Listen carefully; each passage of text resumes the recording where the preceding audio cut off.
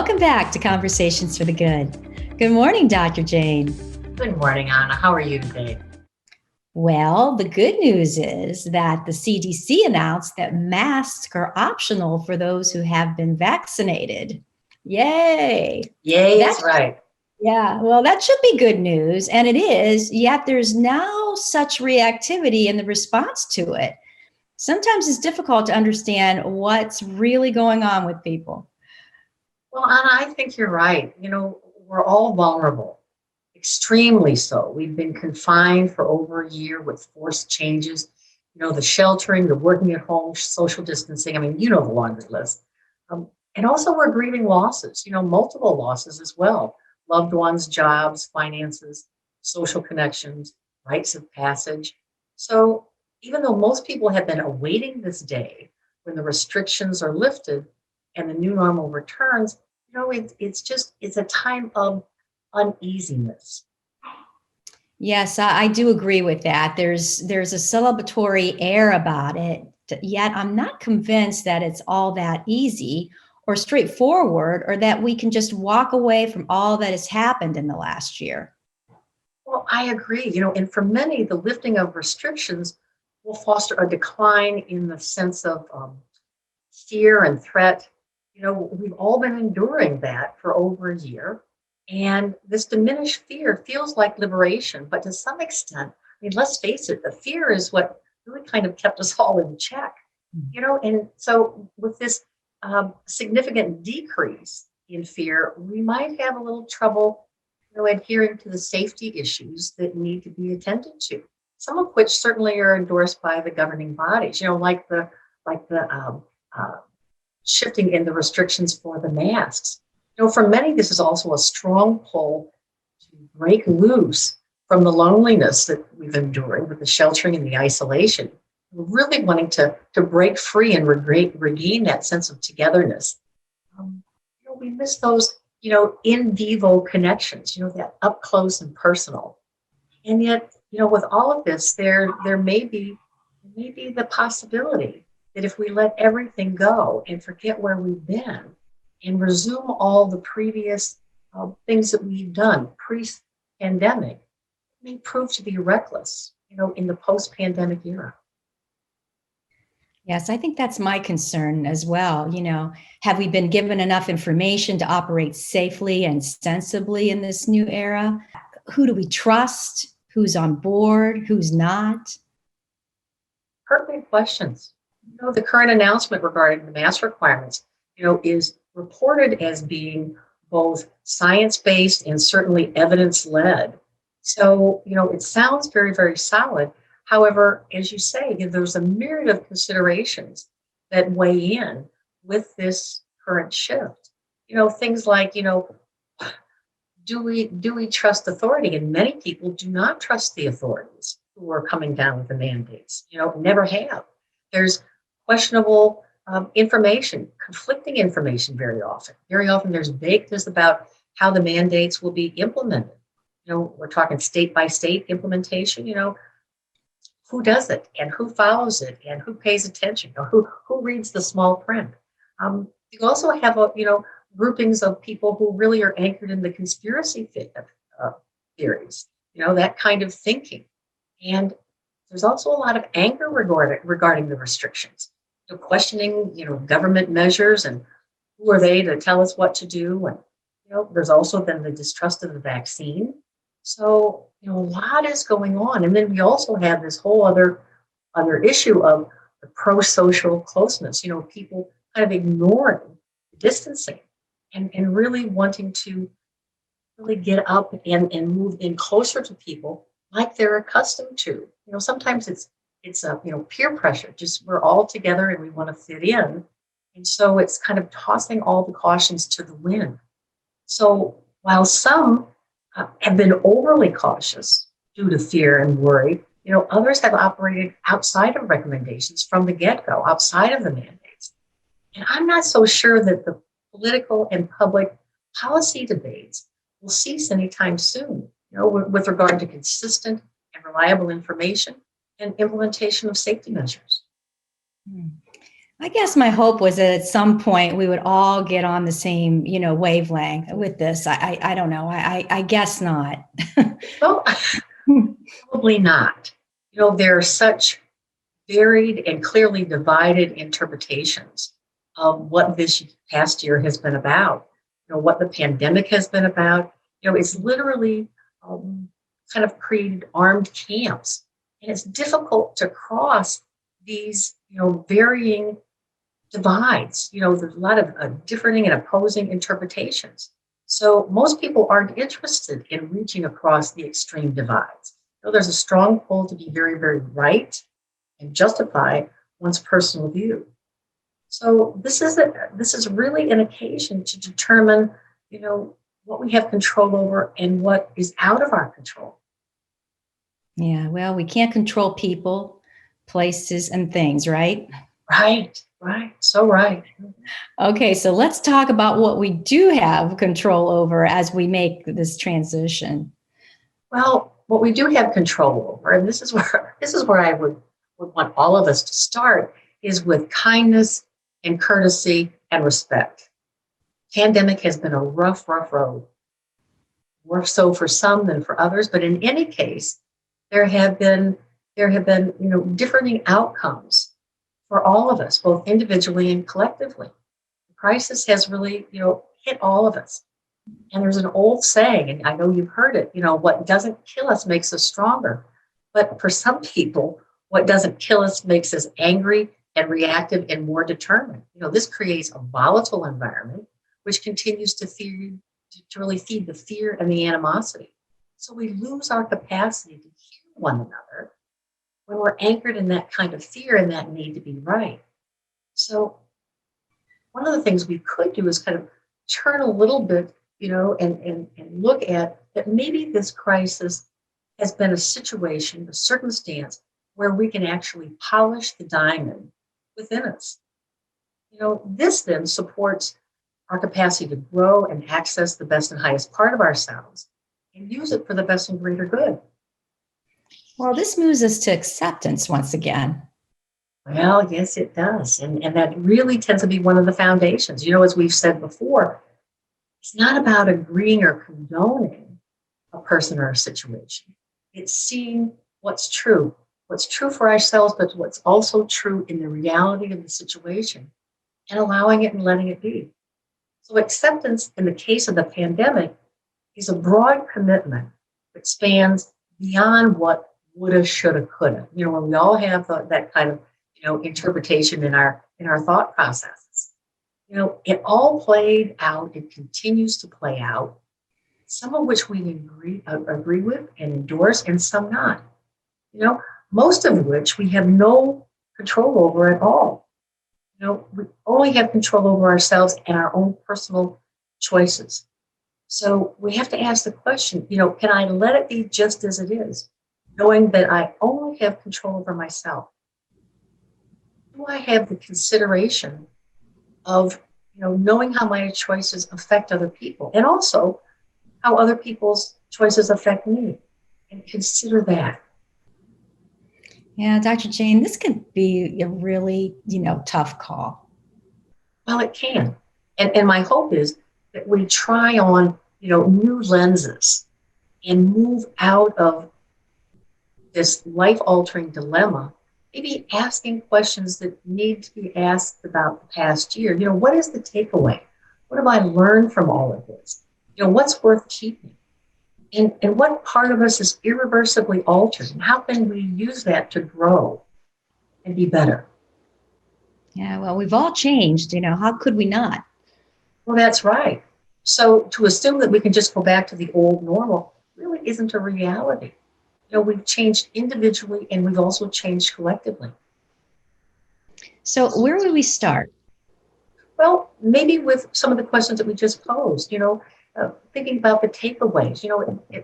One of the things that we could do is just look back on the past year and think about what's one word that would describe the pandemic experience for me. What happened to me? What happened to you? On a personal basis. How are we looking to deal with it? What did we learn? Okay, Also, what is the sense, your individual sense of the new normal? And what are you doing that contributes to the new normal? And then we can also look at what are each of us willing to do to create safety and allow the differences in opinions regarding implementation of safety. Yeah, so really diving into how we personally think and feel and considering others as well. Well, I think that's right. I mean, clearly the situation, the pandemic, is not over. We've moved out of the crisis stage and hopefully into the beginning of recovery. And recovery is an interesting, multidimensional phenomenon. My early professional training and experience was in mental health and also substance abuse. And the tenets of recovery really were roughly 4 different dimensions. And they included health, home, purpose, and community. And I think it stands to reason that these 4 categories are worthy of our consideration as we think about post-pandemic recovery as well. I can already see the inclusiveness, to self and others. Well, yes, they're foundation pieces in life. When we think about health, home, purpose, and community, the quality of life depends on our personal investment in each of these categories. Personal investment meaning, what we plan, our actions, and all of the actions come from conscious choices. Oh, yes, conscious choice. I'm always amazed on how the material from earlier conversations continues to be a part of the weave in new topics that we form every week. And these are the foundation pieces, the foundational pieces. Let's go through each one. Could we, Dr. Jane? Health, home, purpose, and community? Yes. Yeah. So starting with health, this is really to operate at optimal levels with our health needs as a priority. Whole person wellness, mind, body, spirit. So this includes proactive and preventive attitudes, plans, and also practices. It's not just enough to think about it, and say, I should be doing this. It's really about dropping in and actually doing it. So in the recovery process, we're using conscious choice to create a nourishing lifestyle, a lifestyle that creates balance by really being conscious about what we consume, what we eat, how we consume alcohol, drugs, nicotine, but also things like social media. That is also a consumption piece. It's also maintaining a healthy activity level, befriending the body, structuring our negative thinking, engaging in stimulating and creative kind of endeavors, learning something new, really challenging ourselves, and also practicing self-compassion and emotional intelligence, setting healthy boundaries, allowing people to know where we are and what we expect, and practicing self-care like our life depended on it, because it really does. Well, this list has all the ingredients for healthy daily living and an actual plan, So let's move on to home. When we say home, Anna, we use the word very often to refer to where we reside, where we live. Often there's also a distinction between house and home. House being kind of the physical structure that we live in, kind of the domicile we live in. And yet home often has that interpretation of social emotional dimension, the environment within the physical structure. So when we think about recovery, what we're talking about is the process of being aware of the environment of our household, physical and the social emotional safety. Also, having clear boundaries, having clear rules around division of labor, household chores, things like that. Also, plenty of compassion and empathy for all. It really has to be a give and take and working together. This fosters mutual and reciprocal courtesy and respect, and also provides a platform for not just nourishing, but also nurturing activities and social interaction. Yes, it's so important to have a home that is safe, warm, and healthy. That's exactly right. And what about purpose, Dr. Jane? Well, we recently did an episode on purpose and meaning. And in recovery, it's the major component because without safety, without purpose, our safety is in jeopardy because we feel drift, we feel empty and bored, vulnerable. Very often, there's an increase in anxiety and depression, and also risky behavior. And I mention risky behavior purposely because risky behavior appears when we lose focus on what's important, when we turn our backs on our values and our passions. We stop caring, we stop trying, we drop our plans, our intentions, our commitments. And our spirituality is what very often comes into play at this point in time because it helps us re-anchor into our sense of purpose. And they tend to be really, really kind of a combination, spirituality and purpose, because it's about our inner world. It's about our values and our meaning. And it shows up as we live from our best and highest selves. And it can include a sense of something greater than ourselves as well. And the last piece that I think is so important in purpose is gratitude. And it's about keeping it in the forefront, really having it front and center in our recovery process. And we've talked about gratitude as a life changer, and we've talked about it as an antidote to stress and how it helps us shift our negative thinking, and it's a key to rewiring the brain. And this is all very true. We've also mentioned that the ways we generate gratitude would be things like a gratitude list, writing gratitude memoirs or gratitude letters. All of this is really very, very good. Wonderful exercises to generate that feeling within us. However, in recovery, we need to do more. We need to pay it forward. If I'm grateful, I need to act on that and pay it forward. Quietly, unassumingly, no strings attached, because it's the right thing to do. No, I totally agree with you, Dr. Jane. And it can be so inspiring when we feel connected and drawn to doing the right thing for the right reason and serve the greater good. And the last component of the recovery, which we haven't talked about yet, is community. Yes. And community, is about how we connect to others. And we've mentioned in previous episodes that as humans, we have this innate need for human connection. It is part of our hardwiring. It starts in utero, extends throughout our lives.